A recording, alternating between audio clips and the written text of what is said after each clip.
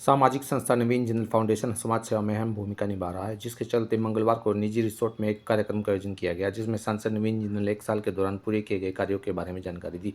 Media से रूबरू होते हुए सांसद नवीन जिंदल ने कहा कि हमने पिछले 1 साल में जो भी वायदे किए थे, हम उन वायदों को पूरा करने में लगे हुए हैं। सांसद ने कहा कि आज हमारे देश की अर्थव्यवस्था चौथे नंबर पर है और बड़े बड़े देशों की अर्थव्यवस्था को हमारे देश की अर्थव्यवस्था ने पछाड़ने का काम किया है, जिससे हमारा देश मजबूत होकर उभरा है। उन्होंने कहा कि देश के प्रधानमंत्री नरेंद्र मोदी का संकल्प है कि 2047 तक भारत को एक विकसित देश बनाना है। सांसद ने कहा कि प्रदेश के मुख्यमंत्री नैतिक सैनी की अगुवाई में 2037 तक हरियाणा एक विकसित राज्य बन जाएगा और मेरा प्रयास रहेगा कि 2030 तक कुरुक्षेत्र संसदीय क्षेत्र को एक विकसित संसदीय क्षेत्र बना सकूं। के अंदर जो जो मैंने वादे किए थे, जो हमारी सरकार ने वादे किए थे, हम उन वादों को पूरा करने के लिए हम दिन रात लगे हुए हैं। जो जो उसके अंदर अभी तक हम कामयाबी हासिल कर सके उसके बारे में बताया और सभी के मन में ये बात थी कि हमारा देश अब पहले 2015 के अंदर हमारा देश की अर्थव्यवस्था विश्व के अंदर 11वें नंबर पे थी।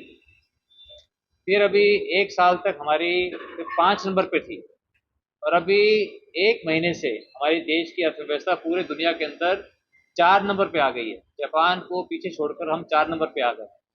इससे हमारा देश मजबूत हो रहा है और जो हमारे माननीय प्रधानमंत्री नरेंद्र मोदी जी का संकल्प है कि हमारे देश को एक विकसित राष्ट्र बनाना है 2047 तक, और उसके अंदर हरियाणा में मुझे पूरा विश्वास है कि नायब सैनी जी के नेतृत्व में हरियाणा 2035 तक एक विकसित राज्य बन जाएगा।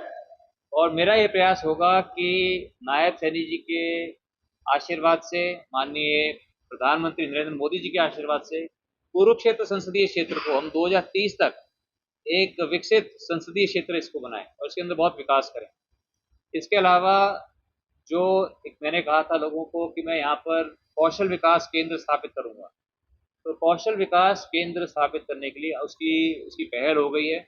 उसके लिए काम चल रहा है। अगले 3 महीने में आप देखेंगे कि अगस्त से ये चालू हो जाएंगे जिंदल सिटी के अंदर। जिंदल सिटी के अंदर एक छोटे रूप के अंदर काउंसलिंग सेंटर्स और आज 18 पार्टनर्स के साथ, उसकी आपको अलग से हम डिटेल देंगे, 18 पार्टनर्स के साथ अलग अलग चीज़ों के अंदर जो मॉडर्न स्किल्स हैं, जिसके अंदर आर्टिफिशियल इंटेलिजेंस है, ऑगमेंटेड रियलिटी है और उसके अंदर काउंसलिंग, बहुत सी चीज़ें उसके अंदर प्रारंभ कर दी गई हैं और अगले 3 महीने के अंदर वो पूरी तरह से चालू हो जाएंगी। और आज बहुत खुशी की बात है कि इसका नाम रहेगा नवीन अफसर, नवीन अफसर, नवीन प्रयास के। ये जिंदल नवीन जिंदल फाउंडेशन ये सारे काम करेगी और आज नवीन जिंदल फाउंडेशन एक हरियाणा सरकार के साथ माननीय मुख्यमंत्री नायब सैनी जी की अध्यक्षता में एक हम एमओयू हम साइन कर रहे हैं उनके साथ कि बहलोलपुर में आईटीआई है, बहलोलपुर लाडवा के अंदर एक आईटीआई है, महात्मा ज्योतिबा फूले आईटीआई।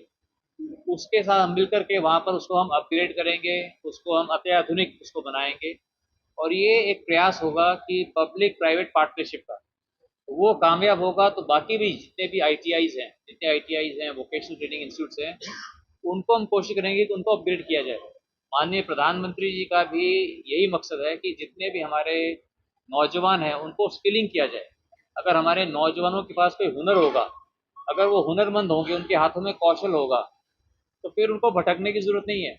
उनको अच्छी नौकरियाँ मिलेंगी, वो अपने पैरों पे खड़े हो सकते हैं। अगर कोई विदेश जाना चाहेगा तो वो बाइज्जत वीज़ा लेकर और अच्छी नौकरियाँ उनको विदेशों में भी मिलेंगी।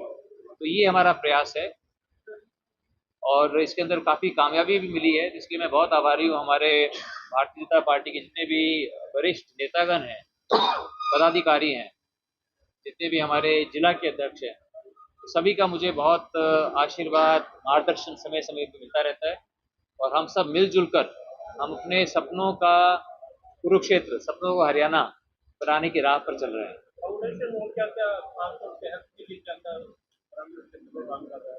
देखिए, हेल्थ के लिए आप जानते हैं कि कैथल के अंदर 1000 करोड़ की लागत से वहाँ पर भगवान परशुराम मेडिकल कॉलेज बन रहा है। उसके अलावा जो जो डॉक्टर्स की जहाँ जहाँ कमियाँ थी, वो डॉक्टर्स की कमी पूरी की जा रही है। मैं अपनी तरफ से नवीन जिंदल फाउंडेशन, हम जो है 3 हमने मेडिकल वैन्स वो जगह जगह गाँव में जा कर के दवाइयाँ बांटती हैं। हम हेल्थ कैंप भी ऑर्गेनाइज करते हैं, कहीं हम आँखों के कैंप ऑर्गेनाइज कर रहे हैं। तो जितना कुछ हो सकता है हम इम्प्रूवमेंट करने की कोशिश कर रहे हैं, उसके अंदर हमें बहुत कामयाबी भी मिल रही है। के लिए हमने जगह जगह जहाँ जहाँ गाँव के अंदर जहाँ पर जिम बनाने की जगह है, तो वहाँ पर हम जिम का सामान दे रहे हैं। करीब 30-40 जगह जा चुका है और बाकी भी सारी जगह धीरे धीरे करके पूरा सब जगह कवर करेंगे, क्योंकि देखना कि किस कंपनी से सामान लेना, क्या उसका एक्सपीरियंस रहा, कैसी उसकी क्वालिटी रही। अब सारे कामों के अंदर हम गति पकड़ेंगे, सारी जगह स्पीड पकड़ेंगे। इसके अलावा खेलों की किट देना, जो कुरुक्षेत्र के अंदर द्रोणाचार्य स्टेडियम है, उसको भी उसका भी पूरा हम उसको मॉडर्नाइज करेंगे, उसको उसके अंदर और सुविधाएं उपलब्ध कराएंगे। क्योंकि स्टेडियम के अंदर दो तरह के लोग जाते हैं, एक तो जाते हैं खेलने के लिए, एक जाते हैं नॉर्मल वॉकिंग करने के लिए। कई बार वॉकिंग करने के लिए जो जाते हैं और जो खेलने उसके अंदर भी थोड़ा कॉन्फ्लिक्ट रहता है, वो ना रहे। इसके लिए जो वॉकिंग के लिए आते हैं उनके लिए एक अलग हम पूरा एक ट्रैक बना देंगे, एक अलग रबर का ट्रैक बना देंगे, ताकि वो आपस में उनको कोई भी कॉन्फ्लिक्ट नहीं होगा और दोनों आराम से वॉकिंग भी कर सकते हैं और खेलने वाले एथलीट्स जो हैं वो अपना काम कर सकते हैं। तो द्रोणाचार्य स्टेडियम भी, और इसी तरह जितने भी स्टेडियम पूरे संसदीय क्षेत्र के अंदर जितने भी स्टेडियम है, लेकिन स्टेडियम के अंदर एक्टिविटी जिस हिसाब से होनी चाहिए वो नहीं है, जिस हिसाब से स्टेडियम्स का रख रखाव होना चाहिए वो नहीं है। अब उसके ऊपर ध्यान ध्यान देंगे कि उन स्टेडियम्स को, जो गाँवों के अंदर स्टेडियम्स हैं, उनको पूरी तरह से उनको एक्टिवेट किया जाए, उनको पूरी तरह से सुचारू ढंग से उनको चलाया जाए और उसके अंदर सारी सेवाएं उपलब्ध हों और कोचेज उपलब्ध हों, खेलने का सामान उपलब्ध हो। हम स्टेडियम बनाते हैं लेकिन अंदर अगर खिलाड़ी नहीं, अगर कोचेज नहीं हो, खेलने का सामान नहीं हो, तो फिर स्टेडियम काम में नहीं आता।